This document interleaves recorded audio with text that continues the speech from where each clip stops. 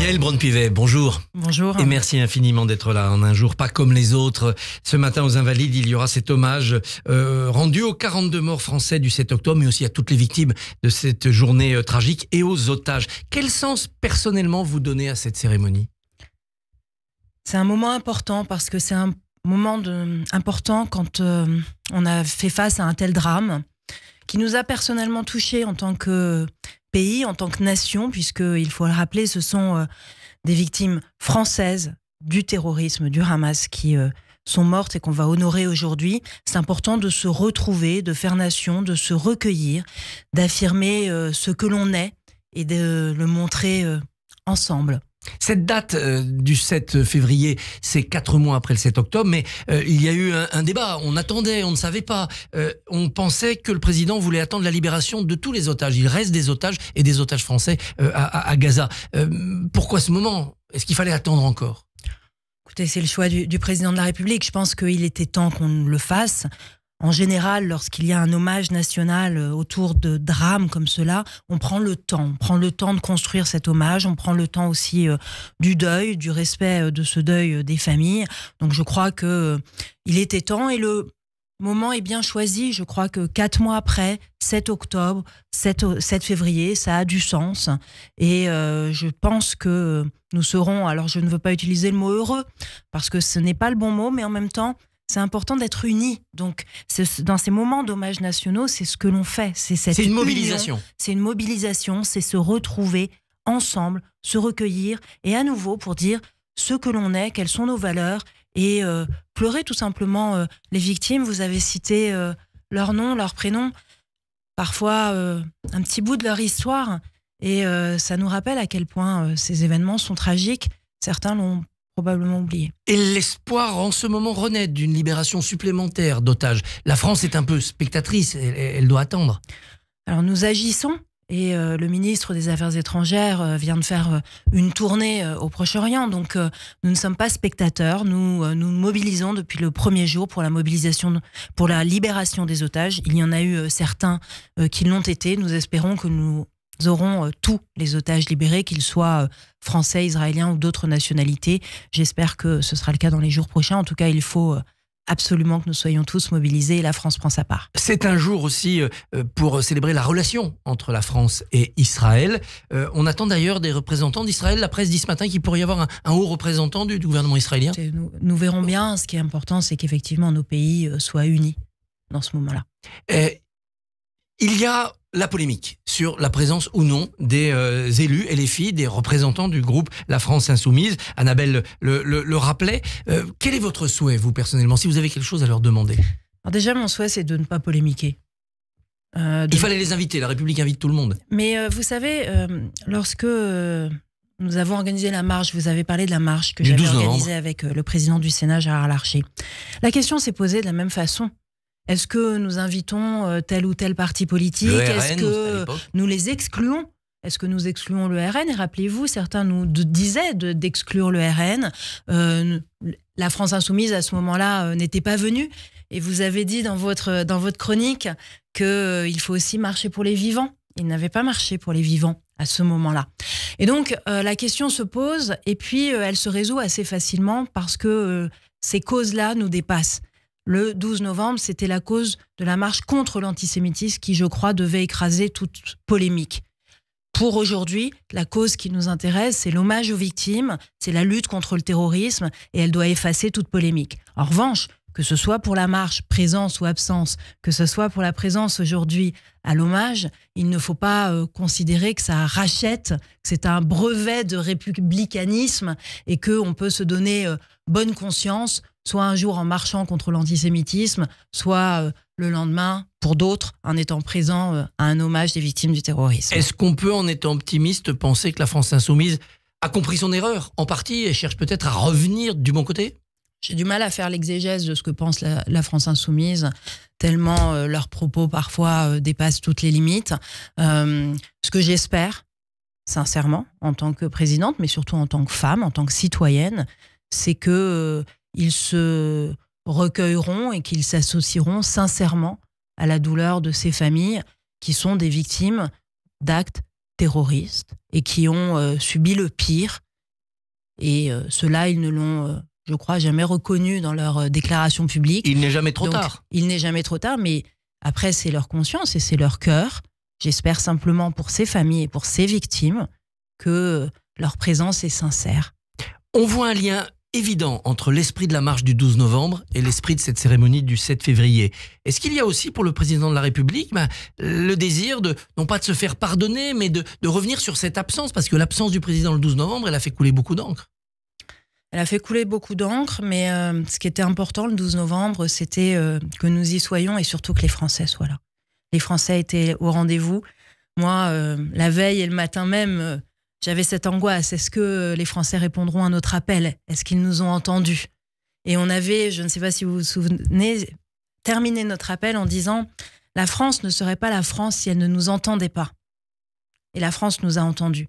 Alors après, le président de la République, je sais, était associé à notre marche. Il participe à la lutte contre l'antisémitisme au quotidien. C'est un des combats de sa vie. Et donc, moi, c'est cela que je retiens. À l'époque, le 12 novembre, les Français qui marchaient, nous étions plus nombreux que ce que les comptages officiels ont dit, non? Franchement. Il paraît. Même s'il ne s'agit pas de compter, bien sûr, tout de même, il y avait quelque chose de plus puissant que ce qui a été retenu. Il s'est passé quelque chose de grand, et il s'est passé quelque chose de grand non seulement dans cette mobilisation à Paris, mais dans cette mobilisation sur le territoire national, où les Français se sont retrouvés à Nice, à Strasbourg, à Nantes, à Marseille, etc. Donc ça, c'était impressionnant. Et puis, il s'est passé quelque chose de grand parce que les Français ont respecté les termes de notre appel. Ils ont arboré des drapeaux français. Ils ont chanté la Marseillaise. Ils n'ont pas brandi de banderoles avec des slogans qui auraient pu attiser ou exciter certains. C'est resté très digne, très respectueux. Et je crois que c'est ça que nous voulons aujourd'hui pour notre pays. Nous marchions contre l'antisémitisme, mais nous marchions aussi pour la République. Et nous avons plus que jamais besoin de République avec tout ce que cela comporte. Cette marche a été un moment extrêmement important. Elle n'efface pas pour autant la vague d'antisémitisme qu'on a vu déferler après le 7 octobre. On va prendre plusieurs niveaux. Le vôtre d'abord. Où en êtes-vous de ces attaques, de ces menaces que vous recevez? Ça continue ou ça s'est un peu calmé quand même? Alors ça continue. Je crois que j'ai déposé 23 plaintes pour antisémitisme depuis que je suis présidente de l'Assemblée nationale, donc depuis à peu près 18 mois. Ont-elles abouti? Est-ce qu'on a attrapé certains coupables? Non. On a aujourd'hui, à ce jour, sur les plaintes pour l'antisémitisme, on n'a pas attrapé de coupables. En revanche, il y a d'autres plaintes, d'autres menaces pour lesquelles il y a eu quelques condamnations, donc, mais qui ne sont pas liées à l'antisémitisme, puisque je distingue les deux. Et ça veut dire donc que j'ai encore plus de menaces, de morts, d'agressions. Ça ne diminue pas, ça ne disparaît pas? Non, mais je crois que c'est un phénomène déjà qui n'est pas franco-français, qu'on va retrouver dans d'autres pays. On sait que l'antisémitisme est toujours latent, qu'il ne disparaît pas et qu'il malheureusement ne disparaîtra pas. Vous savez, c'est Sartre dans la réflexion pour une question juive qui disait le juif n'existerait pas, l'antisémitisme l'inventerait. Et donc, non mais en fait, l'antisémitisme est vieux comme le monde. Et après, il a des ressorts différents. Il y a différentes sortes d'antisémitisme. Il y a des pics, il y a des moments où ça se calme. Mais malheureusement, je crains qu'il ne disparaisse jamais. Parmi toutes les formes d'antisémitisme, il y en a une auquel on pense particulièrement aujourd'hui parce que nous pensons aux otages, c'est les arrachages d'affiches. Cette volonté d'invisibiliser. Et on a vu, des vidéos en ont témoigné, des gens très bien, en beau manteau, très propres sur eux, arracher des affiches. Cet antisémitisme-là, on ne l'a pas vu venir. Celui-là, il est dingue. Vous voyez, c'est quand on voit des personnes arracher des affiches d'un bébé otage, cuir, que je parraine en tant que parlementaire française, c'est dingue. C'est ahurissant. C'est ahurissant parce que c'est indigne, c'est décomplexé, c'est public, c'est dérisoire et en même temps gravissime. Et je pense que c'est aussi pour ça qu'il ne faut pas,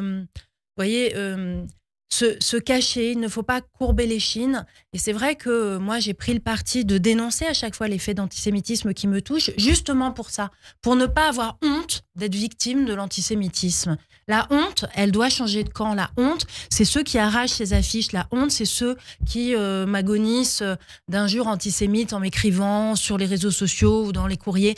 La honte, elle doit être sur eux. Elle n'est pas sur moi, elle n'est pas sur nous. La honte n'est pas sur nous, mais la peur est sur beaucoup de juifs en France depuis le 7 octobre. On en a vu déménager, changer leurs enfants d'école, enlever les mezuzahs à l'entrée des maisons.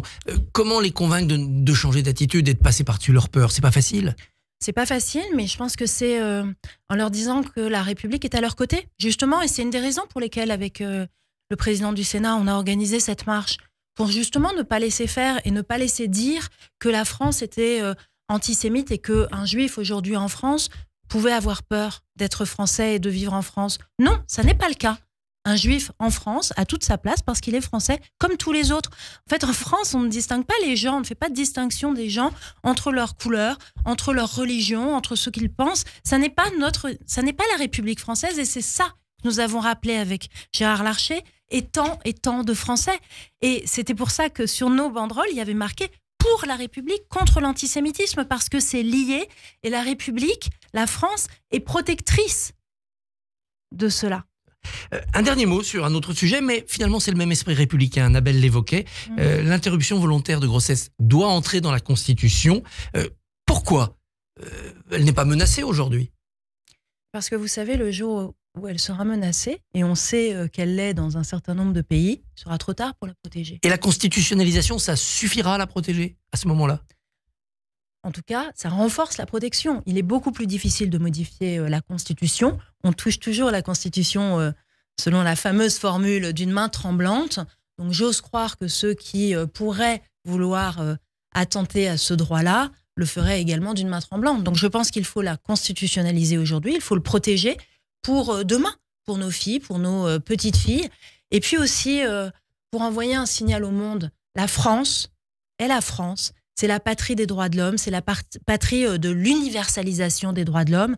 Et nous devons porter ce flambeau pour toutes ces centaines de milliers et ces millions de femmes qui aujourd'hui n'ont pas accès à la contraception, n'ont pas accès à l'interruption volontaire de grossesse, mais n'ont pas non plus accès à la liberté de se marier, à l'éducation, à l'instruction. Et on voit qu'aujourd'hui, les droits des femmes sont menacés dans le monde entier. Ils sont en régression et la France ne peut pas laisser faire. La France ne peut pas rester quoi.